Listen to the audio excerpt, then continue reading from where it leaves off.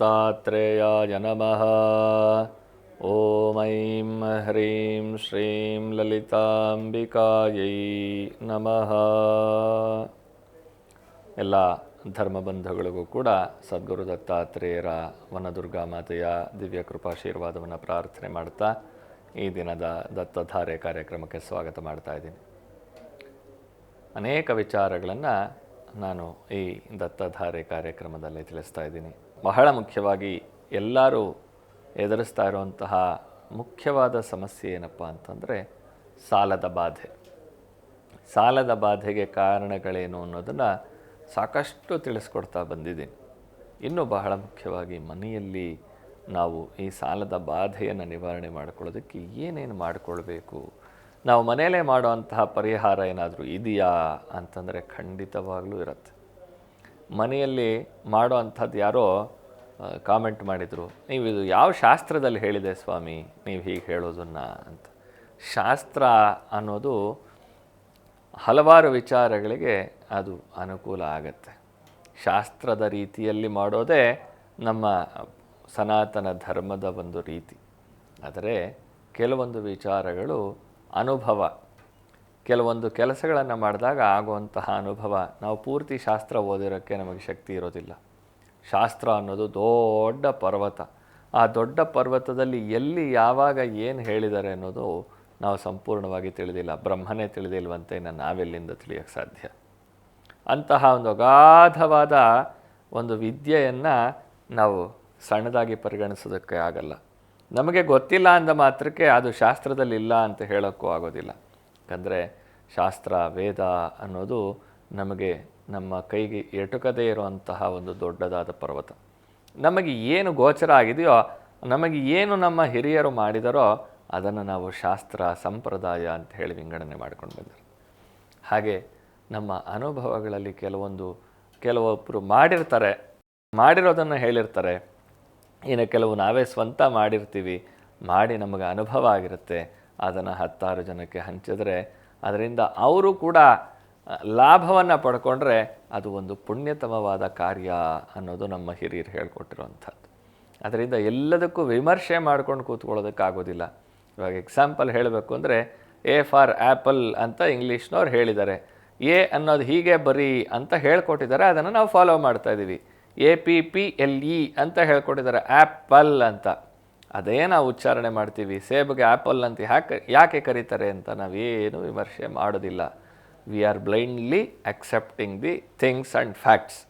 ಅದೇ ರೀತಿಯಲ್ಲಿ ನಮ್ಮ ಭಾರತೀಯ ಧರ್ಮದಲ್ಲಿ ಕೂಡ ಇರುವಂತಹ ಹಲವಾರು ಆಚರಣೆಗಳನ್ನು ಜಸ್ಟ್ ನಮ್ಮ ಹಿರಿಯರು ಮಾಡಿದ್ದಾರೆ ಅನ್ನೋ ಸಲುವಾಗಿ ನಾವು ಆಚರಣೆ ಮಾಡ್ತಾ ಹೋಗ್ತಾ ಇರ್ತೀವಿ.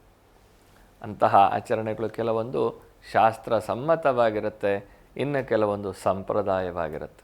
ಸಂಪ್ರದಾಯ ಶಾಸ್ತ್ರಕ್ಕೆ ಅನುಗುಣವಾಗಿದ್ದರೆ ಸಮಸ್ಯೆ ಇರೋದಿಲ್ಲ. ಶಾಸ್ತ್ರಕ್ಕೆ ವಿರುದ್ಧವಾದ ಸಂಪ್ರದಾಯಗಳನ್ನು ನಾವು ಮಾಡ್ತಾಯಿದ್ರೆ ಅದನ್ನು ಬದಲಾವಣೆ ಮಾಡ್ಕೊಳ್ಳೋದ್ರಲ್ಲಿ ಕೂಡ ಸಮಸ್ಯೆ ಇರೋದಿಲ್ಲ. ಆದರೆ ಕೆಲವೊಂದು ವಿಚಾರಗಳು, ಸಣ್ಣ ಸಣ್ಣ ವಿಚಾರಗಳು, ಈಗ ಮನೆಯಲ್ಲಿ ಶುದ್ಧವಾಗಿ ಇಟ್ಕೋಬೇಕು ಅಂತ ಶಾಸ್ತ್ರ ಹೇಳಿದೆ. ಶುದ್ಧ ಅಂದರೆ ಏನು ಅಂತ ಅಲ್ಲಿ ಡೀಟೇಲಾಗಿ ಎಕ್ಸ್ಪ್ಲನೇಷನ್ ಇರೋದಿಲ್ಲ. ಅದನ್ನು ನಾವು ನಮ್ಮ ಅನುಭವಕ್ಕೆ ತಂದ್ಕೊಂಡು ಮಾಡ್ತಾ ಹೋಗಬೇಕು. ಅಂತಹ ಒಂದು ವಿಚಾರಗಳನ್ನು ಸಾಲದ ಬಾಧೆ ಅಂದರೆ ನಾವು ಏನು ಮಾಡಬೇಕು, ಮನೆಯಲ್ಲಿ ಏನು ಮಾಡಬೇಕು ಅನ್ನೋದನ್ನು ತಿಳಿಸ್ತೀನಿ. ಸಾಲದ ಬಾಧೆಗೆ ಕಾರಣ ಎಲ್ಲರೂ ಹೇಳ್ತಾರೆ ಸರ್ಪದೋಷ, ಪಿತೃದೋಷ, ಸ್ತ್ರೀ ಶಾಪ, ಕುಲದೇವತಾ ಶಾಪಗಳು, ಇವೆಲ್ಲ ಕಾರಣ ಆಗಿರುತ್ತೆ ಅಂತ. ಮೊದಲನೇದಾಗಿ ನಮ್ಮ ಮನಸ್ಸಿನ ಸ್ಥಿತಿಯೇ ಕಾರಣವಾಗತ್ತೆ. ನಾವು ಯಾವಾಗಲೂ ಕೂಡ ಏನು ಮಾಡ್ತೀವಪ್ಪ ಅಂತಂದರೆ ಬೆಳಗ್ಗೆ ಎದ್ದ ತಕ್ಷಣ ನಮಗೆ ದೇವತಾ ಸ್ಮರಣೆ ಬರೋದೇ ಇಲ್ಲ. ಅಯ್ಯೋ ಇವತ್ತು ಅವನು ಯಾವನೋ ಬರ್ತಾನೆ, ಅಯ್ಯೋ ಇವ್ರಿಗೇನು ಉತ್ತರ ಕೊಡಲಿ, ಅವ್ರಿಗೇನು ಉತ್ತರ ಕೊಡಲಿ, ನಾಳೆ ಬೆಳಗ್ಗೆ ಏನಾಗತ್ತೆ ಅನ್ನೋದಕ್ಕೆ ಇವತ್ತೇ ತಲೆ ಕೆಡಿಸ್ಕೊಳ್ಳೋಕೆ ಶುರು ಮಾಡಿಬಿಡ್ತೀವಿ. ಇವತ್ತು ಗುರುವಾರ ಇದೆ ಅಂತಂದರೆ ಗುರುವಾರದ ಬಗ್ಗೆ ಯೋಚನೆ ಬಿಟ್ಬಿಡ್ತೀವಿ. ಶುಕ್ರವಾರದ ಬಗ್ಗೆ, ಸೋಮವಾರದ ಬಗ್ಗೆ ಯೋಚನೆ ಮಾಡ್ತಾ ಹೋಗ್ತೀವಿ. ಯೋಚನೆ ಹೇಗಿರಬೇಕು ಅಂತಂದರೆ ಪಾಸಿಟಿವ್ ಆಗಿರಬೇಕು. ನೆಗೆಟಿವ್ ಥಿಂಕಿಂಗ್ಸ್ನ ನಾವು ಏನೇನು ಮಾಡ್ತೀವಿ, ನಾಳೆ ಬೆಳಗ್ಗೆ ಬಂದು ಅವನೇನೋ ಮಾಡಿಬಿಡ್ತಾನೆ ಅಂದ್ಕೊಳ್ತಾರೆ, ಅವನೇನೋ ಮಾಡ್ತಾನೆ. ನಾಳೆ ಬೆಳಗ್ಗೆ ತಾನೇ ಅವನು ಬರೋದು, ಇವತ್ತಿನ ದಿನ ಆನಂದವಾಗಿ ಕಳೆಯೋಣ, ನಾಳೆ ಬೆಳಗ್ಗೆ ನೋಡಿರೋರು ಯಾರು ಅನ್ನೋ ಪಾಸಿಟಿವಿಟಿನ ತೊಗೊಂಡ್ರೆ ಖಂಡಿತವಾಗ್ಲೂ ನಮ್ಮ ಬಾಧೆಗಳು ನಮಗೆ ಕಡಿಮೆ ಆಗ್ತಾ ಬರುತ್ತೆ. ನೀವು ಹೇಳ್ಬಿಡ್ತೀರಾ ಸ್ವಾಮಿ ಮಾತಾಡ್ತೀರಾ ನೀವು, ಮಾತಾಡೋಷ್ಟು ಸುಲಭ ಅಲ್ಲ ನಾವು ಫೇಸ್ ಮಾಡೋದು. ಹೌದು, ಚಿಂತೆ ಮಾಡ್ತೀವಿ. ಚಿಂತೆ ಮಾಡಿ ನಮಗೇನಾಗತ್ತೆ ನಾಳೆ ಬೆಳಗ್ಗೆ? ಏನೂ ಆಗಲ್ಲ. ಹೇಗೆ ಮಂತ್ರ ಪಠಣವನ್ನು ಮಾಡಿದ್ರೆ, ಒಂದು ಜಪವನ್ನು ಮಾಡಿದ್ರೆ 24, 108, 1008 ಲಕ್ಷ ಜಪವನ್ನು ಮಾಡ್ತಾ ಮಾಡ್ತಾ ಮಾಡ್ತಾ ಮನಸ್ಸಿನ ಒಳಗಡೆ ಅದೇ ಮಂತ್ರ ಗುನುಗಕ್ಕೆ ಶುರುವಾಗುತ್ತೋ, ಓದ್ತಾ ಓದ್ತಾ ಓದ್ತಾ ಇಂಗ್ಲೀಷ್ ಆಗಲಿ ಮ್ಯಾಥಮೆಟಿಕ್ಸ್ ಆಗಲಿ ಹೇಗೆ ಕರಗತವಾಗ್ತಾ ಹೋಗುತ್ತೋ, ಹಾಗೆ ನಾವು ಒಬ್ಬರ ಬಗ್ಗೆ ಚಿಂತೆ ಮಾಡ್ತಾ ಮಾಡ್ತಾ ಮಾಡ್ತಾ ಮಾಡ್ತಾ ಅವರಿಗೆ ನಾವು ಬಲವನ್ನು ಕೊಡ್ತೀವಿ. ಅವರು ನಮ್ಮ ಮೇಲೆ ಏರ್ಕೊಂಡು ಬರೋ ಹಾಗೆ ನಾವೇ ಮಾಡ್ಕೊಳ್ತೀವಿ. ಮೊದಲನೇದಾಗಿ ನಾವು ನಮ್ಮ ದೇಹವನ್ನು ಶುದ್ಧವಾಗಿ ಇಟ್ಕೊಳ್ಳೋದನ್ನು ಕಲಿಬೇಕು. ಎಷ್ಟೋ ಜನಗಳನ್ನು ನೋಡಿದ್ದೀನಿ, ತಲೆ ಬಾಚೋ ಅಭ್ಯಾಸನೇ ಇಟ್ಕೊಳ್ಳಲ್ಲ. ಮೊದಲನೇದಾಗಿ ತಲೆ ಬಾಚೋ ಅಭ್ಯಾಸವೇ ಇರೋದಿಲ್ಲ. ಇವಾಗ ಕೆದರ್ಕೊಂಡಿರೋದೇ ಒಂದು ಸ್ಟೈಲು ಅಂತ ಖಂಡಿತವಾಗ್ಲೂ ಹೇಳ್ತಾ ಇದ್ದೀನಿ. ಸಾಲದ ಬಾಧೆಗೆ ಮೊದಲನೇ ಕಾರಣ ನಮ್ಮ ತಲೆಯೇ. ತಲೆ ಮೇಲಿರುವಂತಹ ಕೂದಲನ್ನು ನೆಟ್ಟಿಗೆ ಬಾಚ್ಕೊಳ್ದಿರ ಇದ್ದರೆ ಕೂಡ ಸಾಲದ ಬಾಧೆಗೆ ಕಾರಣ ಆಗುತ್ತೆ. ಮನಸ್ಸಿನ ಒಳಗಡೆ ಯಾವಾಗಲೂ ಮೈಂಡಲ್ಲಿ face is the index of mind ಅಂತ ಹೇಳ್ತಾರೆ ಇಂಗ್ಲೀಷಲ್ಲಿ. ನಮ್ಮ ಮುಖದ ಭಾವ ಹೇಗಿರುತ್ತೆ ಅಂತಂದರೆ, ನಾವು ಒಳಗಡೆ ಏನು ಚಿಂತೆ ಮಾಡ್ತಾ ಇದ್ದೀವೋ ಅದೇ ತೋರಿಸ್ತಾ ಇರುತ್ತೆ. ಏನೋ ಯೋಚನೆ ಮಾಡ್ತಾ ಇರ್ತೀವಿ, ಮಗು ಬಂದು ಅಪ್ಪ ಅಂತ ಬಾಯಿ ಮುಚ್ಕೊಂಡು ತೊಲಗೋ ಆಚೆಗೆ, ಇದು ನಮ್ಮ ರೀತಿ ಆಗಿಬಿಟ್ಟಿರುತ್ತೆ. ಯಾಕಂದರೆ ನಮ್ಮ ಮನಸ್ಸು ಒಳಗಡೆ ಬರೀ ನೆಗೆಟಿವ್ ಎನರ್ಜಿ ತುಂಬಿಕೊಳ್ತಾ ಇರುತ್ತೆ. ಕೈಯನ್ನು ಹೀಗೆ ಅಲ್ಲಾಡಿಸ್ತಾ ಇದ್ದರೆ ಏನಾದರೂ ಒಂದು ವಸ್ತು ಹಿಡ್ಕೊಳಕ್ಕೆ ಸಾಧ್ಯ ಇದೆಯಾ? ಏನೂ ಹಿಡ್ಕೊಳಕ್ಕಾಗಲ್ಲ ಹೀಗಂತ ಇದ್ರೆ. ಅದೇ ಹೀಗೆ ಇದ್ದರೆ ಇದರ ಮೇಲೆ ನೀರು ಕೂಡ ನಿಲ್ಲುತ್ತೆ. ಹಾಗೆ ನಮ್ಮ ಮನಸ್ಸು ಕೂಡ. ನಮ್ಮ ಮನಸ್ಸಿನ ಒಳಗಡೆ ಸದಾಕಾಲ ಪ್ರಶಾಂತತೆಯನ್ನು ಕಾಪಾಡಿಕೊಳ್ಳೋದಕ್ಕೆ ನಾವು ಪ್ರಯತ್ನ ಪಡಬೇಕು. ಯಾವತ್ತೂ ಕೂಡ ನಮಗೆ ಇವತ್ತಿರೋ ಕಷ್ಟ ನಾಳೆನೂ ಇದೆ ಅಂತ ಅಂದ್ಕೊಳ್ಳೋದು ಭ್ರಮೆ ಆಗುತ್ತೆ. ಇವತ್ತು ಕಷ್ಟ ಇದೆ, ನಾಳೆ ನನಗೆ ನಿವಾರಣೆ ಆಗೇ ಆಗುತ್ತೆ ಅನ್ನೋ ಒಂದು ಆಶಾಭಾವನೆಯಲ್ಲಿ ಬದುಕೋದೇ ಜೀವನವಾಗಿರುತ್ತೆ. ಸಾಲದ ಬಾಧೆಗೆ ಕಾರಣ ಆ ದೋಷ ಈ ದೋಷ ಅನ್ನೋದೆಲ್ಲ ಒಂದು ಪಕ್ಕಕ್ಕೆ ಇಟ್ಕೊಳ್ಳಿ. ಮೊದಲು ನಮ್ಮಲ್ಲಿರುವಂತಹ ದೋಷಗಳನ್ನು ನಾವು ನಿವಾರಣೆ ಮಾಡ್ಕೊಳ್ಳೋಕ್ಕೆ ಪ್ರಯತ್ನ ಮಾಡೋಣ. ಮನೆಯಲ್ಲಿ ಶುದ್ಧಿಯನ್ನು ಕಾಪಾಡಿಕೊಳ್ಳೋದು. ನಾನು ಹಿಂದಿನ ಸಂಚಿಕೆಯಲ್ಲಿ ಹೇಳ್ತಾ ಇದ್ದೆ, ಮಲಗಿದ ಹಾಸಿಗೆನ ಹಾಸಿದ ಹಾಗೆ ಬಿಟ್ಬಿಡೋದು. ಆ ಹಾಸಿಗೆ ಬೆಡ್ಶೀಟ್ ಏನಿರುತ್ತೆ, ಬೆಡ್ ಸ್ಪ್ರೆಡ್ ಏನಿರುತ್ತೆ, ಅದನ್ನು ಕೂಡ ಕ್ಲೀನ್ ಮಾಡ್ಕೊಳ್ಳೋಕ್ಕೆ ನಮಗೆ ವ್ಯವಧಾನ ಇರೋದಿಲ್ಲ. ವಾರಾನುಗಟ್ಟಲೆ ಆದರೂ ಕೂಡ ಬೆಡ್ಶೀಟ್ ಕ್ಲೀನ್ ಮಾಡ್ಕೊಳ್ಳೋದಿಲ್ಲ, ಬಟ್ಟೆನ ಒಗೆಯೋದಿಲ್ಲ, ತಲೆಯನ್ನು ಸರಿಯಾಗಿ ನೆಟ್ಟಿಗೆ ಬಾಚೋದಿಲ್ಲ, ಹಾಕ್ಕೊಂಡಿರೋ ಬಟ್ಟೆನೇ ಹಾಕ್ಕೊಂಡು ತಿರುಗಾಡ್ತಾ ಇರೋದು. ಇವೆಲ್ಲವೂ ಕೂಡ ನೆಗೆಟಿವ್ ಆಗ್ತಾ ಹೋಗುತ್ತೆ. ಮನಸ್ಸಿನ ಒಳಗಡೆ ಯಾವಾಗ ನಕಾರಾತ್ಮಕವಾದ ಚಿಂತೆಗಳು ಶುರುವಾಗುತ್ತೆ, ಆ ನಕಾರಾತ್ಮಕವಾದ ಆ್ಯಕ್ಟಿವಿಟಿ ನಮ್ಮ ಮನಸ್ಸಿನ ಪ್ರತಿರೂಪ ಎದುರುಗಡೆ ಇರೋರು ಕಾಣ್ತಾ ಇರುತ್ತೆ. ಎದುರುಗಡೆ ಬಂದಾಗ ಯಾರಾದರೂ ನಮ್ಮನ್ನು ನೋಡಿದ್ರೆ ನಮ್ಮಲ್ಲಿ ಅಬ್ಬಾ ಇವ್ರಿಗೇನಪ್ಪ ಇಷ್ಟು ಆನಂದವಾಗಿದ್ದಾರೆ ಅನಿಸಿದ್ರೆ ಅವ್ರ ಕೋಪನೂ ಶಾಂತಿ ಆಗಿಬಿಡುತ್ತೆ. ನಾವೇ ಅಂತ ಕೋಪ ಮಕ ಗಂಟಿಟ್ಕೊಂಡಿದ್ರೆ ಇವನು ಯಾವನು ಬಾಯಿ ಮುಚ್ಕೊಂಡು ನೆಟ್ಟಿಗಿರೋಕ್ಕಾಗಲ್ವೇನೋ ಅಂತ ಬೈಯೋದಕ್ಕೆ ನಾವೇ ಅವ್ರಿಗೆ ಪ್ರಚೋದನೆ ಕೊಟ್ಟ ಹಾಗಾಗುತ್ತೆ. ಇನ್ನು ಬಟ್ಟೆಗಳ ವಿಚಾರ ತಗೊಂಡ್ರೆ, ನಾವೆಷ್ಟೆಷ್ಟು ಲೈಟ್ ಕಲರ್ ಬಟ್ಟೆಗಳನ್ನು ಹಾಕ್ತೀವೋ ಅಷ್ಟಷ್ಟು ನಮ್ಮ ಮನಸ್ಸು ಶಾಂತವಾಗ್ತಾ ಹೋಗುತ್ತೆ. ನಮಗಿವಾಗ ಅದು ಬರೋದೇ ಇಲ್ಲ. ಕೆಟ್ಟದಾದ ಒಂದು ಬಣ್ಣ, ಆ ಬಣ್ಣದ ಮುಖಕ್ಕೆ ರಾಚಬೇಕು ಅಂತಹ ಕಲರ್ಗಳನ್ನು ಹಾಕ್ಕೊಂಡು ಓಡಾಡಿದಾಗ ಏನಾಗುತ್ತೆ, ಎದುರುಗಡೆ ಇರೋರಿಗೆ ನೆಗೆಟಿವ್ ಎನರ್ಜಿ, ನಮ್ಮ ನೆಗೆಟಿವ್ ಎನರ್ಜಿ ಅವ್ರಿಗೆ ಹೋಗಿ ಅವರು ನಮ್ಮ ಮೇಲೆ ಉಗ್ರರಾಗುವಂತೆ ಕಾಣುತ್ತೆ. ಇದಕ್ಕೆಲ್ಲ ಏನಪ್ಪ ಪರಿಹಾರ? ಸಿಂಪಲ್ ಪರಿಹಾರ. ಮನೆಯಲ್ಲಿ ಪ್ರಶಾಂತವಾದ ವಾತಾವರಣ ಬರುವಂತೆ ಮಾಡಿಕೊಳ್ಳಿ. ಲಲಿತಾ ಸಹಸ್ರನಾಮ, ವಿಷ್ಣು ಸಹಸ್ರನಾಮಾದಿಗಳನ್ನು ಕೇಳೋದು, ದತ್ತನನ್ನು ಪ್ರಾರ್ಥನೆ ಮಾಡ್ಕೊಳ್ಳೋದು ಬಹಳ ವಿಶೇಷ. ನಮಗೆ ನಾನು ಏನು ಮಾಡಲಿ ಸ್ವಾಮಿ, ನನಗೆ ಕಾಲ್ ಬರ್ತಾ ಇರೋವಂಥದ್ದು, ನಾನು ಏನು ಮಾಡಬೇಕು ಅಂದ್ಕೊಳ್ತೀನಿ, ಬೆಳಗ್ಗೆ ಎದ್ದು ದೀಪ ಹಚ್ಚಬೇಕು ಅಂದ್ಕೋತೀನಿ, ಪೂಜೆ ಮಾಡಬೇಕು ಅಂದ್ಕೋತೀನಿ, ಆದರೆ ಬೆಳಗ್ಗೆ ಎದ್ದೇಳಬೇಕು ಅಂತಲೇ ಅನಿಸಲ್ಲ. ಕಲಹಗಳ ಮಾಡುವುದ ಕೆರೆವುದ, ಹಲವು ವ್ಯಾಪಾರಗಳ ದ್ಯೂತವ, ನಿದ್ರೆ ಆಹಾರವನು ಪಾನವನು, ಬಳಸುತ್ತಿರಲದು ವೃದ್ಧಿಯಪ್ಪುದು, ನಿಲ್ಲಿಸೆ ನಿಲ್ಲುವುದು ಇದರ ಹೊಳೆವನು ತಿಳಿದು, ನಡೆಯುವವ ಜಾಣ ರಾಮ ರಕ್ಷಿಸು ನಮ್ಮನವರತಾತ್. ನಾವು ಏನು ಮಾಡಬೇಕು ಅಂದ್ಕೊಳ್ತೀವೋ ಅದನ್ನು ಪಾಸಿಟಿವ್ ಆಗಿ ಮಾಡೋದ್ರ ಕಡೆ ಹೋಗೋಕ್ಕೆ ಪ್ರಯತ್ನ ಪಡಬೇಕು. ಜಗಳ ಆಡ್ತಾಯಿದ್ರೆ, ನಾನು ಹೇಳಿಕೊಟ್ಟೆ, ಜಗಳ ಆಡ್ತಾಯಿದ್ರೆ ಒಬ್ರು ಯಾರಾದರೂ ಆ ಜಾಗ ಬಿಟ್ಟು ಹೊಟ್ಟೋಗಿ, ಆಗ ಜಗಳ ತಾನೇ ನಿಂತು ಹೋಗುತ್ತೆ. ಕಲಹಗಳ ಮಾಡುವುದ, ಜಗಳ ಶುರು ಮಾಡಿದ್ರೆ ನೀನೆಷ್ಟು ನಾನೆಷ್ಟು ಅಂತ ಇದ್ದರೆ ಅದು ಅತಿರೇಕಕ್ಕೆ ಹೋಗೇ ಹೋಗುತ್ತೆ. ಮೈಯಲ್ಲೆಲ್ಲಾದರೂ ಒಂದು ಸಣ್ಣ ನೆವೆ ಆದರೆ ಹೀಗೆ ಕೆರ್ಕೊಳಕ್ಕೆ ಶುರು ಮಾಡಿದ್ರೆ ಕೆರ್ಕೋತಾನೇ ಇರೋಣ ಅನ್ಸುತ್ತೆ. ಯಾಕಂದರೆ ಅದು ಹಾಯ್ ಅನ್ಸುತ್ತೆ. ಅದನ್ನು ನಿಲ್ಲಿಸ್ಬಿಟ್ರೆ ಅಲ್ಲಿ ಆ ಕೆರೆತಾನೆ ಸ್ಟಾಪ್ ಆಗೋಗುತ್ತೆ. ನಿದ್ರೆಯ ಆಹಾರವನು ಪಾನವನು, ಈ ಕುರುಕಲ್ ತಿಂಡಿ, ಕಡಲೆಕಾಯಿ ಬೀಜ ಆಗಲಿ, ಚಕ್ಲಿ ಕೋಡಬೇಳೆ ಆಗಲಿ, ಚಿಪ್ಸ್ ಆಗಲಿ, ಇವೆಲ್ಲ ತಿನ್ನೋಕ್ಕೆ ಶುರು ಮಾಡಿದ್ರೆ ತಿಂತಾ ಇರೋಣ ಅನಿಸುತ್ತೆ. ಕೆ ಜಿ ಗಟ್ಟಲೆ ತಿಂತಾ ಇರ್ತೀವಿ, ಆರೋಗ್ಯ ಕೆಟ್ಟು ಹೋಗುತ್ತೆ. ಹಾಗೆ ನಿದ್ದೆ ಕೂಡ ಅಷ್ಟೇ. ನಿದ್ದೆ ಮಾಡ್ತಾಯಿದ್ರೆ ನಿದ್ದೆ ಮಾಡ್ತಾನೇ ಇರಬೇಕು ಅನಿಸುತ್ತೆ. ಒಂದು ಸಲ ಕೊಡವಿ ಎದ್ದರೆ ಆವಾಗ ಆ ನಿದ್ದೆ ತಾನಾಗಿ ನಿಂತೋಗುತ್ತೆ. ಅದನ್ನು ಜ್ಞಾನಿಗಳು ಅಂತಾರೆ. ಯಾರು ಅದನ್ನು ಅರ್ಥ ಮಾಡ್ಕೊಳ್ತಾರೋ, ನಾನು ಮಾಡ್ತಾ ಇರೋದು ತಪ್ಪು ಅಂತ ಹೇಳಿ ಯಾರು ನಿಲ್ಲಿಸ್ತಾರೋ ಅವರನ್ನು ಜ್ಞಾನಿಗಳು ಅಂತಾರೆ ಅಂತ ವಾಕ್ಯ. ಹೀಗೆ ನಮಗೆ ಬರುವಂತಹ ಸಾಲದ ಬಾಧೆಗೆ ಕಾರಣೀಕರ್ತರ ನಾವೇ ಆಗ್ಬಿಡ್ತೀವಿ. ಅತಿಯಾದ ಆಸೆ ಪಡ್ತೀವಿ, ಏನೋ ಮಾಡಿಬಿಡೋಣ ಅಂತ ಹೋಗ್ತೀವಿ. ಮಾಡೋದಕ್ಕೆ ವ್ಯವಸ್ಥೆಗಳಾಗದಿರೋವಾಗ ಹಿಂದೆ ಬರೋಕ್ಕಾಗಲ್ಲ, ಮಾತಿಗೆ ಕಟ್ಟು ಬೀಳ್ತೀವಿ, ಸಾಲಕ್ಕೆ ಸಿಕ್ಕಾಕೊಳ್ತೀವಿ. ಸಾಲಕ್ಕೆ ಸಿಕ್ಕಾಕೊಂಡ ಮೇಲೆ ಏನಾಗುತ್ತೆ, ಆ ಒತ್ತಡದ ಜೀವನದಲ್ಲಿ ಫ್ಯಾಮಿಲಿಯನ್ನು ನೆಗ್ಲೆಕ್ಟ್ ಮಾಡ್ತಾ ಹೋಗ್ತೀವಿ, ನಮ್ಮ ದೇಹವನ್ನು ನಾವು ನೆಗ್ಲೆಕ್ಟ್ ಮಾಡ್ತಾ ಹೋಗ್ತೀವಿ, ನಮ್ಮ ಮನೆಯನ್ನು ಕೂಡ ನಾವು ನೆಗ್ಲೆಕ್ಟ್ ಮಾಡ್ತಾ ಹೋಗ್ತೀವಿ. ಆಮೇಲೆ ಹೋಗಿ ವಾಸ್ತು ಕೇಳ್ತೀವಿ, ಶಾಸ್ತ್ರ ಕೇಳ್ತೀವಿ, ಜ್ಯೋತಿಷ್ಯ ಕೇಳ್ತೀವಿ, ನಮ್ಮ ಮನೆಯಲ್ಲಿ ಹೀಗಿದೆ ಅಂತ ಜ್ಯೋತಿಷ್ಯರನ್ನು ಪರೀಕ್ಷೆ ಮಾಡೋಕ್ಕೆ ಹೋಗ್ತೀವಿ. ಇವೆಲ್ಲ ಮಾಡಿಕೊಂಡು ನಮ್ಮನ್ನು ನಾವೇ ಕೆಟ್ಟದ ಒಂದು ಹಾದಿಗೆ ಬಿಟ್ಕೊಂಡು ಕಡೆಗೆ ಜೀವನವೇ ವ್ಯರ್ಥ ಮಾಡಿಕೊಂಡು, ಇಲ್ಲ ಒಂದು ನೇಣು ಹಾಕ್ಕೊಂಡು ಸಾಯೋದು, ಇಲ್ಲ ಊರು ಬಿಟ್ಟು ಓಡೋ ಹೋಗೋದು ಮಾಡ್ಕೊಂಡು ಕಾಲ ಕಳಿತೀವಿ. ಇದರ ಅವಶ್ಯಕತೆ ನಮಗಿದೆಯಾ ಅಂತ ನಾವು ಯೋಚನೆ ಮಾಡಿದ್ರೆ ಉತ್ತರ ನಮ್ಮ ಹತ್ರ ಇರೋದಿಲ್ಲ. ಯಾಕಂದರೆ ಪೂರ್ವಾರ್ಜಿತವಾದ ಕರ್ಮದ ಬಾಧೆಯ ಜೊತೆಯಲ್ಲಿ ನಾವಿರೋ ಅಂತಹ ಒಂದು ರೀತಿನೂ ಅದಕ್ಕೆ ಆ ಕರ್ಮಕ್ಕೆ ಇನ್ನಷ್ಟು ಪುಷ್ಟಿಯನ್ನು ಕೊಡ್ತಾ ಹೋಗುತ್ತೆ.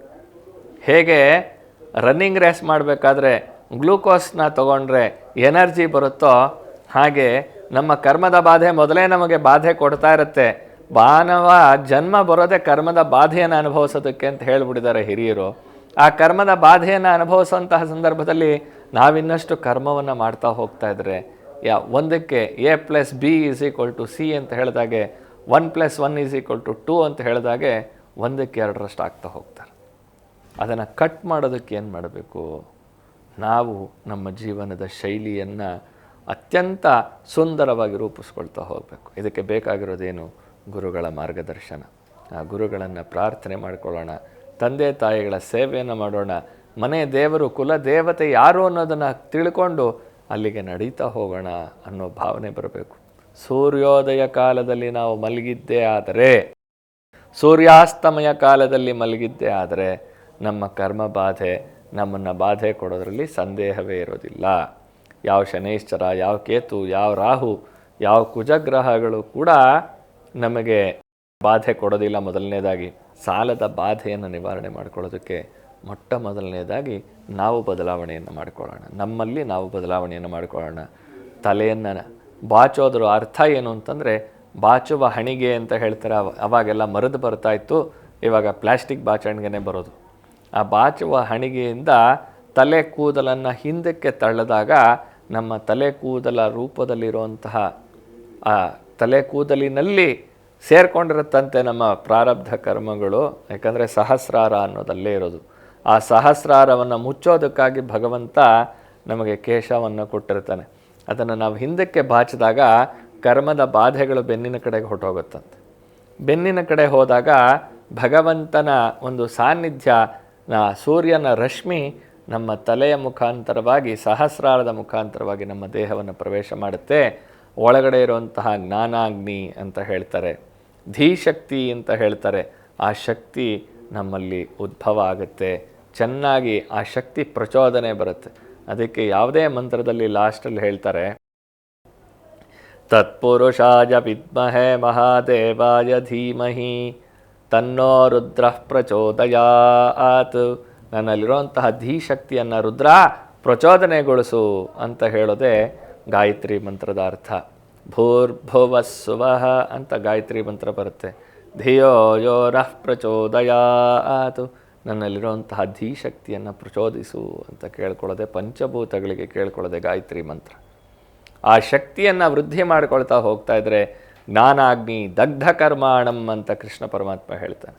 ಆ ಜ್ಞಾನದ ಅಗ್ನಿ ನಮ್ಮಲ್ಲಿ ಉದ್ಭವ ಆಗ್ತಾ ಇದ್ದರೆ ಕರ್ಮ ತಾನೇ ತಾನಾಗಿ ಸುಟ್ಟು ಭಸ್ಮ ಆಗುತ್ತೆ. ಅದರಿಂದ ಬೆಳಗ್ಗೆ ಸೂರ್ಯೋದಯದಲ್ಲಿ ಎದ್ದು ಪ್ರಾರ್ಥನೆಯನ್ನು ಮಾಡಿಕೊಳ್ಳೋದು ಸಾಲದ ಬಾಧೆಗೆ ಮೊದಲನೆಯ ನಿವಾರಣೆ ನಾವು ಮಾಡಿಕೊಳ್ಳುವಂಥದ್ದು. ಸ್ನಾನ ಮಾಡುವಾಗ ಮೊದಲನೇ ತಮಗೆ ನೀರು ಹಾಕ್ಕೊಳ್ಳೋವಾಗ ಅದಕ್ಕೆ 2 ಕಲ್ಲು ಉಪ್ಪನ್ನು ಹಾಕ್ಕೊಂಡು ಸ್ನಾನ ಮಾಡೋದು. ಆಮೇಲೆ ಮೈಕೈಯೆಲ್ಲ ಉಜ್ಜಿದಾದ ಮೇಲೆ 1 ತೊಟ್ಟು ಹಾಲನ್ನು ಹಾಕ್ಕೊಂಡು ಸ್ನಾನ ಮಾಡೋದು. ನೆಕ್ಸ್ಟ್ ಕೊನೆಯದಾಗಿ ಅರಿಶಿಣವನ್ನು ಹಾಕ್ಕೊಂಡು ಸ್ನಾನ ಮಾಡೋದು. ಈ 3 ಮನೆಯಲ್ಲಿ ಬಚ್ಚಲ ಮನೆಯಲ್ಲಿ ಇಟ್ಕೊಂಡಿದ್ದು ಸ್ನಾನವನ್ನು ಮಾಡಿದ್ರೆ ಸಾಲದ ಬಾಧೆ ನಿವಾರಣೆ ಆಗ್ತಾ ಹೋಗುತ್ತೆ. ಇನ್ನು ಬೆಳಗ್ಗೆ ಎದ್ದ ತಕ್ಷಣ ಬಚ್ಚಲಿಗೆ ಹೋಗೋಕ್ಕೆ ಮುಂಚೆ 2 ಡ್ರಾಪ್ ಹಾಲನ್ನ ಹೇಗೆ ನಾವು ಸ್ಯಾನಿಟೈಸರ್ ಹಾಕ್ಕೊಳ್ತಿದ್ವೋ ಹಾಗೆ 2 ಡ್ರಾಪ್ ಹಾಲನ್ನ ಹಾಕ್ಕೊಂಡು ಅದಕ್ಕೆ ನೀರು ಮಿಕ್ಸ್ ಮಾಡ್ಕೊಂಡು ಕೈಯೆಲ್ಲ ಒರೆಸ್ಕೊಂಡು ಆನಂತರ ಬಚ್ಚಲ ಮನೆಗೆ ಹೋದರೆ ನಮ್ಮ ಕೈಯಲ್ಲಿ ಮಾಡುವಂತಹ ಕರ್ಮಗಳು ಶುದ್ಧವಾಗ್ತಾ ಹೋಗುತ್ತೆ. ಇನ್ನು ಭಗವಂತನ ಪ್ರಾರ್ಥನೆ ದೀಪಾರಾಧನೆಯನ್ನು ಮಾಡೋದು ಬಹಳ ವಿಶೇಷ. ಬೆಳಿಗ್ಗೆ ಎದ್ದು ಸೂರ್ಯೋದಯ ಕಾಲದಲ್ಲಿ ದೀಪಾರಾಧನೆಯನ್ನು ಮಾಡಿ ಬಾಗಿಲನ್ನು ತೆಗೆದಿದ್ದರೆ ಮೆಡಿಟೇಷನ್ ಅಂತ ಹೇಳ್ತೀವಿ. ನಮ್ಮ ಪ್ರಾಣವಾಯು ಅಂತ ಹೇಳ್ತೀವಿ, ಉಸಿರಾಟ. ಆ ಉಸಿರಾಟದ ಕಡೆ ಗಮನ ಕೊಡೋದನ್ನೇ ಮೆಡಿಟೇಷನ್ ಅಂತೀವಿ. ಮೆಡಿಟೇಷನ್ ಕೇವಲ 5ರಿಂದ 10 ನಿಮಿಷ ಮಾಡಿದ್ರೂ ಕೂಡ ನಮ್ಮಲ್ಲಿರುವಂತಹ ನೆಗೆಟಿವ್ ಎನರ್ಜಿ ದೂರ ಆಗುತ್ತೆ. ಇದು ಸಾಲದ ಬಾಧೆ ನಿವಾರಣೆ ಮಾಡ್ಕೊಳ್ಳೋದಕ್ಕೆ ಬಹಳ ಮುಖ್ಯವಾಗಿರುವಂತಹ ಸಣ್ಣ ಸಣ್ಣ ಟಿಪ್ಸ್. ಮನೆಯಲ್ಲಿ ಹೇಳ್ತಾ ಬಂದಿದ್ದೀನಿ, ಹೇಗಿರಬೇಕು, ಏನು ಮಾಡಬೇಕು ಅದೆಲ್ಲ ಹೇಳಿದ್ದೀನಿ. ಇನ್ನು ಇಷ್ಟು ಮಾಡಿದ್ರೂ ಕೂಡ ನನಗೇನೋ ತೀರ್ತಾ ಇಲ್ಲ. ಬೆಳಗ್ಗೆ ಎದ್ದ ತಕ್ಷಣ ದತ್ತಾತ್ರೇಯರನ್ನು ಪ್ರಾರ್ಥನೆ ಮಾಡಿ ಸ್ನಾನ ಮಾಡಿದ ತಕ್ಷಣ 6 ರೂಪಾಯಿಗಳನ್ನು ಮನೆಯಲ್ಲಿ ದೇವರ ಮುಂದೆ ಇಟ್ಟು, ಅಪ್ಪ ಇವತ್ತಿನ ದಿನ ನೀನು ಪ್ರಾರಂಭ ಮಾಡಿಸ್ತಾ ಇದೆಯಾ, ನನಗೆ ಇವತ್ತು ಇಷ್ಟು ಜನರು ಬಾಧೆ ಕೊಡೋರಿದ್ದಾರೆ, ಇಷ್ಟು ಜನಗಳು ಬಾಧೆ ಅಲ್ಲ, ಅವರಿಂದ ನಾನು ಇಸ್ಕೊಂಡು ನನ್ನಿಂದ ಅವ್ರಿಗೆ ಬಾಧೆ ಆಗಿದೆ, ಆದ್ದರಿಂದ ಅವರು ನನಗೆ ಬಾಧೆ ಕೊಡ್ತಾರೆ, ನನ್ನ ಹತ್ರ ದುಡ್ಡಿಲ್ಲ ಕೊಡೋದಕ್ಕೆ, ನಾನು ಕೊಡಬೇಕು ಅಂದ್ಕೊಂಡ್ರು ಕೊಡೋಕ್ಕಾಗ್ತಾ ಇಲ್ಲ, ಯಾವುದಾದ್ರೂ ಒಂದು ದಾರಿ ತೋರಿಸಿ ಅವರಿಗೆ ನನ್ನಿಂದ ಬಾಧೆ ಆಗದಿರೋ ಹಾಗೆ ಅವರ ದುಡ್ಡನ್ನು ಅವ್ರಿಗೆ ವಾಪಸ್ ಕೊಡೋಕ್ಕೆ ನನಗೆ ಶಕ್ತಿಯನ್ನು ಕೊಡು ತಂದೆ, ನಾನು ದುಡ್ಡನ್ನು ವಾಪಸ್ ಕೊಡೋವರೆಗೂ ಅವರು ಸಮಾಧಾನವಾಗಿರೋ ಹಾಗೆ ಮಾಡು ತಂದೆ ಅಂತ 6 ರೂಪಾಯಿಗಳನ್ನು ಇಟ್ಬಿಟ್ಟು ಕರ್ಪೂರ ಹಚ್ಚಿ ಪ್ರಾರ್ಥನೆ ಮಾಡ್ಕೊಂಡು ಕೆಲಸಕ್ಕೆ ಹೋಗಿ ಕೇಳ್ಕೊಳ್ಳಿ. ಸಾಲಗಾರರ ಮುಂದೆ ಓಡಾಡು, ಬೈಯೋರ ಹಿಂದೆ ಓಡಾಡು ಅಂತ ವಾಕ್ಯ, ಹಿರಿಯರ ವಾಕ್ಯ. ಯಾಕೆ ಸಾಲಗಾರರ ಮುಂದೆ ಓಡಾಡಬೇಕು ಅಂತಂದರೆ ಅವರಿಗೆ ಫೋನ್ ಕಾಲ್ಸ್ನ ಅವಾಯ್ಡ್ ಮಾಡೋದು, ಅವ್ರು ಬಂದಾಗ ಸಿಗದೆ ತಪ್ಪಿಸ್ಕೊಂಡು ಹೋಗೋದು ಮಾಡಿದಾಗ ಅವ್ರಿಗೆ ಇನ್ನಷ್ಟು ಅನುಮಾನಗಳು ಬರುತ್ತೆ, ಇವನು ಮೋಸ ಮಾಡ್ತಾನೆ ಅಂತ. ಆದರೆ ಅವ್ರ ಎದುರುಗಡೆ ಹೋಗ್ಬಿಟ್ಟಪ್ಪ ನನ್ನ ಹತ್ರ ಇಲ್ಲ ಇವಾಗ, ದಯವಿಟ್ಟು ಬೈಬೇಡಪ್ಪ, ಬೇಜಾರು ಮಾಡ್ಕೋಬೇಡಪ್ಪ ಅಂತ ಹೇಳಿದಾಗ ಅವನು ತುಂಬ ಒಳ್ಳೆಯವನು, ಏನೋ ಕಷ್ಟದ ಪರಿಸ್ಥಿತಿಗೆ ಸಿಕ್ಕಾಕೊಂಡಿದ್ದಾನೆ ಅಂತ ಹೇಳಿ ಸಮಯವನ್ನು ಕೊಡ್ತಾರೆ. ಇನ್ನು ಬೈಯೋರ ಹಿಂದೆ ಯಾಕೆ ಓಡಾಡಬೇಕು ಅಂತಂದರೆ ಎದುರುಗಡೆ ನಿಂತ್ಕೊಂಡು ಬೈಸ್ಕೊಂಡ್ರೆ ಕೋಪ ಬಂದ್ಬಿಡುತ್ತೆ, ಉದ್ರೇಕ ಆಗಿಬಿಡುತ್ತೆ. ಆ ಉದ್ರೇಕ ಆಗಿ ನಾವು ಬೈಯೋಕ್ಕೆ ಶುರು ಮಾಡಿಬಿಡ್ತೀವಿ. ಅದಕ್ಕಾಗಿ ಬೈಯೋರು ಬದುಕಕ್ಕೆ ಹೇಳಿದ್ರು ಅಂತ ಹೇಳ್ತಾರೆ. ಆದ್ದರಿಂದ ನಾವು ಅವ್ರ ಬೆನ್ನ ಹಿಂದೆ ಹೊಟ್ಟೋದ್ರೆ ನಮಗೆ ಕೋಪ ಬರೋದಿಲ್ಲ, ಅವ್ರು ಬೈಯೋಂತಹ ಹಿತವಚನಗಳನ್ನು ನಾವು ತೊಗೊಳ್ಬಹುದಾಗುತ್ತೆ. ಯಾರು ಏನಾದರೂ ಬೈಲಿ, ನಿಮ್ಮನ್ನು ಅವಮಾನ ಮಾಡಲಿ, ಸಾಲ ಮಾಡಿಬಿಟ್ಟಿರ್ತೀರಿ, ಸಾಲ ಮಾಡಿದ್ದಾದಮೇಲೆ ಬೈಬೇಡ ಅಂತ ಹೇಳೋಕ್ಕೆ ನಮಗೆ ಅಧಿಕಾರ ಇರೋದಿಲ್ಲ. ಬೈಸ್ಕೊಳ್ಳೋದು ಅವ್ರು ಏನಂದರೂ ಕೂಡ ಅದು ಯಾವುದೂ ನಮಗೆ ತಟ್ಟೋದಿಲ್ಲ.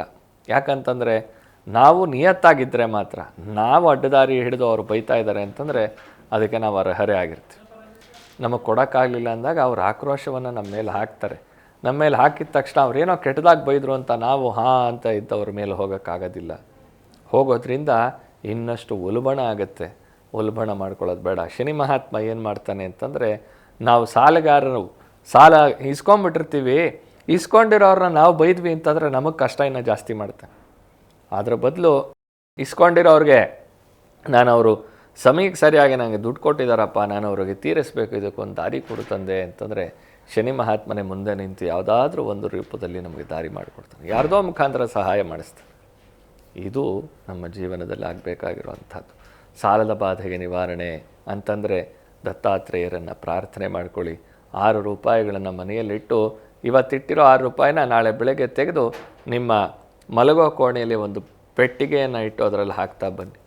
ದಶಭುಜ ಮಹಾಲಕ್ಷ್ಮಿ ಹೋಮ ಅಂತ ಹೇಳಿ ದತ್ತನ ಸಾನ್ನಿಧ್ಯದಲ್ಲಿ ಆಚರಣೆ ಮಾಡ್ತೀವಿ ಪ್ರತಿ ಅಮಾವಾಸ್ಯೆಯಲ್ಲಿ. ಅಮಾವಾಸ್ಯೆಯ ವಿಶೇಷ ಏನು ಅನ್ನೋದನ್ನು ಮುಂದಿನ ದಿನದಲ್ಲಿ ತಿಳಿಸ್ಕೊಡ್ತೀನಿ.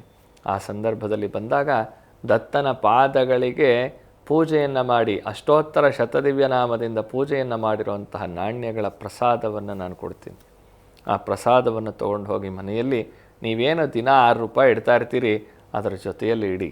ಇಡೋವಾಗ ಒಂದು ಕೆಂಪು ಬಟ್ಟೆಯನ್ನು ತಗೊಂಡು ಅದರ ಒಳಗಡೆ ನಾಣ್ಯಗಳನ್ನು, ಪಚ್ಚಕರ್ಪೂರ, ಏಲಕ್ಕಿ, ಲವಂಗ ಮತ್ತು ಕಡಲೆಬೇಳೆ, ತೊಗರಿಬೇಳೆ 11 ಸಂಖ್ಯೆಯಲ್ಲಿ, ಜೊತೆಗೆ ಲಾವಂಚ ಅಂತ ಹೇಳಿ ಸಿಗುತ್ತೆ, ಅದು ಸಿಕ್ಕಿದ್ರೆ ಅದನ್ನು ಇಟ್ಟು ಕೆಂಪು ಬಟ್ಟೆಯಲ್ಲಿ ಗಂಟು ಕಟ್ಟಿ ಅದನ್ನು ಇಟ್ಬಿಡಿ. ಅದೇ ಕುಬೇರನ ಗಂಟು ಅಂತ ಹೇಳುವಂಥ ಅರ್ಥ. ನಾನು ಏನು ನಾಣ್ಯಗಳನ್ನು ಕೊಡ್ತೀನಿ, ಗುರುಗಳು ಕೊಟ್ಟಿದ್ದಾರೆ, ಇವತ್ತು ಹೋಗಿ ಅಲ್ಲಿ ಬಿಸ್ಕೆಟ್ ತಿನ್ನೋಕ್ಕಾಯ್ತು ಅಂತ ಖರ್ಚು ಮಾಡಬೇಡಿ. ಆ ನಾಣ್ಯಗಳನ್ನು ಮನೆಯಲ್ಲಿ ಒಂದು ಡಬ್ಬಿಯಲ್ಲಿ ಇಟ್ಟು ನಿಮಗೆ ಏನು ಹಣ ಬರುತ್ತೋ, ಸಾಕಷ್ಟು ಜನಕ್ಕೆ ಇದನ್ನು ಹೇಳ್ಕೊಡ್ತಾ ಇರ್ತೀನಿ, ನಿಮಗೇನು ಹಣ ಬರುತ್ತೋ ಅದು ಫೋನ್ಪೇನಲ್ಲಿ ಬರುತ್ತೋ, ಗೂಗಲ್ ಪೇನಲ್ಲಿ ಬರುತ್ತೋ, ಅಥವಾ ಕ್ಯಾಶಲ್ಲಿ ಬರುತ್ತೋ, ಏನು ಬರುತ್ತೋ ಅದನ್ನು ತೊಗೊಂಡು ಬಂದು ಮನೇಲಿಡಿ ಸ್ವಾಮಿ. 10 ರೂಪಾಯಿ ಆಗಲಿ ಮನೆಗೆ ತನ್ನಿ. ಬಂದ ತಕ್ಷಣ ಈಗ ಬೆಳಗ್ಗೆ 10 ರೂಪಾಯಿ ಬಂತು, ಬೆಳಗ್ಗೆ 10:11ಕ್ಕೆ 10 ಗಂಟೆ 11 ನಿಮಿಷಕ್ಕೆ 10 ರೂಪಾಯಿ ಬಂತು, 10 ಗಂಟೆ 12 ನಿಮಿಷಕ್ಕೆ 10 ರೂಪಾಯಿ ಹೊಟ್ಟೋಯ್ತು. ಹೀಗೆ ಮಾಡಿದ್ರೆ ಎಲ್ಲಿಂದ ನಮಗೆ ಬಾಧೆ ನಿವಾರಣೆ ಆಗುತ್ತೆ ಯೋಚನೆ ಮಾಡಿ. ಒಂದು 10 ನಿಮಿಷನಾದರೂ ಅವಳು ಮನೆಗೆ ಬಂದರೆ, ಮನೆಗೆ ಬಂದು ಆ ದುಡ್ಡನ್ನು ಇಟ್ಟು, ಅಯ್ಯೋ ನಾನೆಲ್ಲೋ ಅಂಗಡೀಲಿ ಇರ್ತೀನಿ, ನಾನೇನು ಮಾಡಲಿ ಸ್ವಾಮಿ, ಯಾವುದೋ ಊರಲ್ಲಿ ಇರ್ತೀನಿ, ಅಲ್ಲಿ ಬಂದಿರುತ್ತೆ, ನಾನೇನು ಮಾಡಲಿ ಸ್ವಾಮಿ. ಆವಾಗ ಒಂದು ಪರ್ಸ್ನಲ್ ಅಕೌಂಟ್ ಅಂತ ಇಟ್ಕೊಳ್ಳಿ, ನಿಮಗಾಗಿ ಇರೋವಂಥದ್ದು, ಅದಕ್ಕೆ ಟ್ರಾನ್ಸ್ಫರ್ ಮಾಡಿ ಇಟ್ಕೊಂಡಿರಿ. ಮೊದಲನೇ ಹಣ ನಿಮ್ಮ ಮನೆಗೆ ಬರುವಂತಹ ವ್ಯವಸ್ಥೆ ಆಗಬೇಕು. ಅದಾದಮೇಲೆ ಉಳಿದಿದ್ದನ್ನು ಖರ್ಚು ಮಾಡಿ. ಖರ್ಚು ಮಾಡಬಾರ್ದು ಅಂತ ನಾನು ಹೇಳೋದಿಲ್ಲ, ತೊಗೊಳ್ಳೋದೇ ಖರ್ಚು ಮಾಡೋದಕ್ಕೆ. ಯಾರಿಗೋ ತೀರಿಸ್ಬೇಕು ಅಂತಲೇ ತೊಗೊಂಡಿರ್ತೀರಿ, ಅವ್ರಿಗೆ ತೀರಿಸ್ತೀರ ಮನೇಲಿ ಇಟ್ಕೋಬೇಕು ಅಂತ ಇರೋದಿಲ್ಲ. ಆದರೆ ಮನೆಗೆ ತಂದು ಆನಂತರ ಕುಡಿ. ಆಗೇನಾಗುತ್ತೆ, ಮಹಾಲಕ್ಷ್ಮಿ ಸಾನ್ನಿಧ್ಯ ಮನೆ ಒಳಗಡೆ ಬಂದಾಗುತ್ತೆ. ಯಾರ ಕೈಗುಣ ಹೇಗಿರುತ್ತೋ ಗೊತ್ತಿಲ್ಲ, ನೀವು ಸಾಲನೇ ಕೇಳಿ ಇರಿಸ್ಕೊಂಡಿರಬಹುದು. ಕೆಲವರ ಕೈಯಿಂದ ಹಣ ಬಂದರೆ ಆ ಹಣದ ಮುಖಾಂತರವಾಗಿ ನಮ್ಮ ಸಾಲದ ಬಾಧೆ ನಿವಾರಣೆ ಆಗೋಗುತ್ತೆ. ಇನ್ನು ಕೆಲವ್ರ ಕೈಯಿಂದ ಇಸ್ಕೊಂಡ್ರೆ ಅದು ನಮಗೆ ಏಳಿಗೆನೂ ಆಗ್ದಿರ ಇರಬಹುದು. ಅಂತಹ ಸಮಯ ನೋಡ್ಕೋಬೇಕಾಗತ್ತೆ, ಯಾವ ಸಮಯದಲ್ಲಿ ತೊಗೊಳ್ಬೇಕು. ಇವಾಗಂತೂ ಸಮಯ, ಕಾಲ, ವೇಳೆ ಏನೂ ನಮಗೆ ಗೊತ್ತಿಲ್ಲ, ಗೊತ್ತಾಗೋದು ಇಲ್ಲ. ಯಾಕಂದರೆ ಅಷ್ಟು ಪ್ರೆಷರ್, ಒತ್ತಡದಲ್ಲಿ ನಾವು ಜೀವನವನ್ನು ನಡೆಸ್ತಾ ಇರ್ತೀವಿ. ಇಂತಹ ಬಾಧೆಗಳನ್ನು ನಿವಾರಣೆ ಮಾಡ್ಕೊಳ್ಳೋಕ್ಕೆ ಯಾರ ಕೈಯಿಂದ ನಾವು ಇಸ್ಕೊಂಬಿಟ್ಟಿರ್ತೀವಿ, ಅವರಿಂದ ನಮಗೇನು ದೋಷ ಬಂದಿರುತ್ತೋ ಗೊತ್ತಿಲ್ಲ. ಇನ್ನು ನಾವು ಮಹಾಲಕ್ಷ್ಮಿಯನ್ನು ದಾರಿನಲ್ಲೇ ಕೊಟ್ಟು ಕಳಿಸ್ಬಿಟ್ಟಿರ್ತೀವಿ. ಬಂದಾಗ ಅವಳನ್ನು ನಾವು ಸರಿಯಾಗಿ ರಕ್ಷಣೆ ಮಾಡಿಕೊಂಡಿರೋದಿಲ್ಲ. ಅವಳೇನು ಅಂತಂದರೆ ಚಂಚಲಳು ಚಪಲಳು ಪಂಚಬಾಣನ ಜನನಿ ಅಂತ ಹೇಳ್ತಾರೆ ಲಕ್ಷ್ಮೀದೇವಿನ. ಆ ತಾಯಿ ಬಹಳ ಮುಖ್ಯವಾಗಿ ಮನೆಗೆ ಬಂದಾಗ ವಿಪರೀತವಾಗಿ ಮನಸ್ಸು ಅಲ್ಲಾಡುತ್ತಂತೆ ನಮಗೆ. ಏನು ಅಂದರೆ, ಅಯ್ಯೋ ಇವತ್ತು 10,000 ಬಂದುಬಿಡಿದೆ, 10,000ಕ್ಕೆ ನಾವು ಅದು ತೊಗೊಂಬಿಡೋಣ, ಇದು ತೊಗೊಂಬಿಡೋಣ, ಹಾಗೆ ಮಾಡೋಣ, ಹೀಗೆ ಮಾಡೋಣ ಅಂತ ಪ್ಲ್ಯಾನಿಂಗ್ ಮಾಡ್ಕೊಳ್ಳೋಕೆ ಶುರು ಮಾಡ್ತೀವಿ.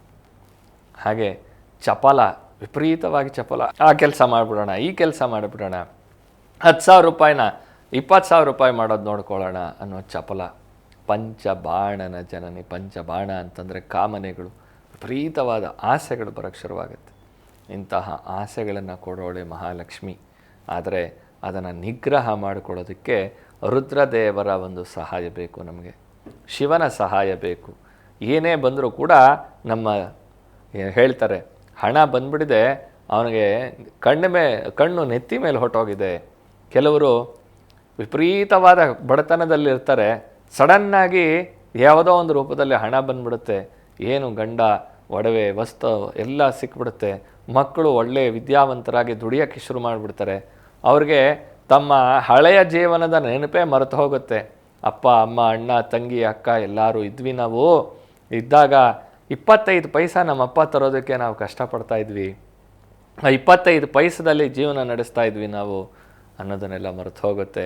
ಅಕ್ಕ ತಂಗೀರು ಬೇಡ, ಅಮ್ಮನೂ ಬೇಡ, ಅಮ್ಮನ ಹಿಡ್ಕೊಂಡು ಬಾರಿಸು, ಅಪ್ಪನ ಏಕವಚನದಲ್ಲಿ ಬೈಯಿ, ಅಕ್ಕ ತಂಗಿಯರನ್ನಂತೂ ಕಡೆಗಾಣಿಸು, ಕಾಲು ಕಸಕ್ಕಿನ್ನ ಕಡೆಗಾಣಿಸು, ಮನೆಯಲ್ಲಿ ನಂದೇ ದರ್ಬಾರು, ನಮಗೇನು ಎಲ್ಲ ಸೊಫೆಸ್ಟಿಕೇಟೆಡ್ ಆಗಿದ್ದೀವಿ ಅಂತ ಹೇಳಿ ನಡ್ಕೊಂಡು ಹೋಗೋದು ಅಲ್ಲ. ಯಾವುದೇ ಬರಲಿ, ಏನೇ ಬರಲಿ, ನಮ್ಮ ಜೀವನದಲ್ಲಿ ಧರ್ಮ ಅನ್ನೋದು ಬಹಳ ಮುಖ್ಯವಾಗಿರುತ್ತೆ. ನಮ್ಮ ಏನು ಪರಿವಾರ ಅಂತಿರುತ್ತೆ, ಅಕ್ಕ ತಂಗಿ, ಅಣ್ಣ ತಮ್ಮ, ಹೆಂಡತಿ, ಅಪ್ಪ ಅಮ್ಮ ಎಲ್ಲರೂ ಕೂಡ ಒಂದು ಪರಿವಾರ. ನಮ್ಮ ಪೂರ್ವಾರ್ಜಿತವಾದ ಪುಣ್ಯ ಫಲದಿಂದ ನಮಗೆ ಇವರೆಲ್ಲರೂ ಕೂಡ ಅನುಕೂಲವಾಗಿ ಸಿಕ್ಕಿರ್ತಾರೆ. ಮಕ್ಕಳಿಗೆ ಒಳ್ಳೆ ವಿದ್ಯಾಭ್ಯಾಸ ಬರ್ತಾ ಇದೆ ಅಂತಂದರೆ ಅದು ನಾವು ಕಲಿಸಿದ್ದಲ್ಲ, ನಮ್ಮ ಪೂರ್ವಜರು ಮಾಡಿರುವಂತಹ ಪುಣ್ಯ. ನಮಗೆ ಮಕ್ಕಳಾಗಿದ್ದಾರೆ ಅಂತಂದರೆ ಅದು ಪೂರ್ವ ಜನ್ಮದ ಪೂರ್ವಜರ ಒಂದು ಪುಣ್ಯ ಫಲ, ನಮಗೆ ಒಳ್ಳೆಯ ಹೆಂಡತಿ ಸಿಕ್ಕಿದ್ದಾಳೆ ಅಂದಿರುವುದು ಪೂರ್ವಜನ್ಮದ ಫಲ ಅನ್ನೋದನ್ನು ತಲೆ ಒಳಗಡೆ ಇಟ್ಕೊಂಡಾಗ ನಮಗೆ ಸಂಪತ್ತು ಬಂತು ಅಂದರೆ ಅದು ಪೂರ್ವಜನ್ಮದ ಪುಣ್ಯ ಫಲ ಅಂತ ತಲೆ ಒಳಗಡೆ ಇಟ್ಕೊಂಡ್ರವಾಗ ಅಹಂಕಾರ ಬರೋದಿಲ್ಲ. ಈ ರೀತಿಯಾದ ಬಾಧೆಗಳು, ಅಹಂಕಾರ ಅನ್ನೋದು ಮನುಷ್ಯನಿಗೆ ಸಹಜವಾಗಿ ಬಂದಾಗ ಈ ಉದಾಸೀನ ಮಾಡಿ ಹೆಣ್ಣು ಮಕ್ಕಳ ಶಾಪಕ್ಕೆ, ಹೆಣ್ಣು ಮಕ್ಕಳ ನೋವಿಗೆ ನಾವು ಕಾರಣವಾಗಿರ್ತೀವಿ. ಇಂತಹ ದೋಷಗಳಿಂದ ಸಾಲದ ಬಾಧೆ ವೃದ್ಧಿಯಾಗ್ತಾ ಹೋಗುತ್ತೆ. ಅಂತಹ ಸಾಲದ ಬಾಧೆಯನ್ನು ನಿವಾರಣೆ ಮಾಡ್ಕೊಳ್ಳೋದಕ್ಕೆ ಏನು ಮಾಡಬೇಕಪ್ಪ? ದಶಭುಜ ಮಹಾಲಕ್ಷ್ಮಿ ಹೋಮ ಬಹಳ ವಿಶೇಷವಾಗಿರುವಂತಹ ಒಂದು ಫಲ. ನಮಗರಿವಿಲ್ಲ, ಆಗೋಗಿದೆ, ಆ ತಪ್ಪನ್ನು ಮನ್ನಿಸಿ ನಮ್ಮನ್ನು ಅನುಗ್ರಹ ಮಾಡು ತಾಯಿ ಅಂತ ಕೇಳ್ಕೊಳ್ಳೋದೆ ದಶಭುಜ ಮಹಾಲಕ್ಷ್ಮಿ ಹೋಮದ ಒಂದು ವಿಶೇಷ. ಎಲ್ಲರೂ ಕೂಡ ಈ ಸಂದರ್ಭದಲ್ಲಿ ಭಾಗವಹಿಸಿ ದತ್ತನ ಕೃಪೆಯಲ್ಲಿ ಮಿಂದು ಧನ್ಯರಾಗಿ ಅಂತ ಹೇಳಿ ತಿಳಿಸ್ತಾ, ಶಿವರಾತ್ರಿ ಮಹೋತ್ಸವ ಆನಂತರ ಅಮಾವಾಸ್ಯೆಯ ಈ ಕಾರ್ಯಕ್ರಮ ಎರಡಕ್ಕೂ ಕೂಡ ಎಲ್ಲರನ್ನು ಮುಕ್ತವಾಗಿ ಗುರುಗಳ ಕೃಪೆಯಿಂದ, ಗುರುಗಳ ಮಾರ್ಗದರ್ಶನದಂತೆ, ಅವರ ಆಜ್ಞಾನುಸಾರ ಎಲ್ಲರನ್ನೂ ಕೂಡ ಆಹ್ವಾನಿಸ್ತಾ ಇದ್ದೀನಿ. ನಿಮ್ಮ ಮನೆಯಲ್ಲಿರುವಂತಹ ಸಂಕಷ್ಟಗಳ ನಿವಾರಣೆಗೆ ಏಕಮೇವಾದ್ವಿತೀಯವಾಗಿರುವಂತಹ ಪರಿಹಾರ ದತ್ತನ ಸೇವೆ. ದತ್ತನ ಒಂದು ಪಾದಗಳಿಗೆ ನಾವು ಭಿಕ್ಷೆಯನ್ನು ಸಮರ್ಪಣೆ ಮಾಡೋದು, ತೀರ್ಥ ಸ್ನಾನ ಮಾಡೋದು, ಇದು ಬಹಳ ವಿಶೇಷವಾದ ಫಲವನ್ನು ಕೊಡುತ್ತೆ ಅಂತ ಹೇಳಿ ತಿಳಿಸ್ತಾ ಇವತ್ತಿನ ಕಾರ್ಯಕ್ರಮಕ್ಕೆ ನಾನು ಮಂಗಳ ಹಾಡ್ತಾ ಇದ್ದೀನಿ. ಓಂ ಶಾಂತಿ ಶಾಂತಿ ಶಾಂತಿ. ಸದ್ಗುರೋ ದಿವ್ಯಚರಣಾರವಿಂದಾರ್ಪಣಮಸ್ತು.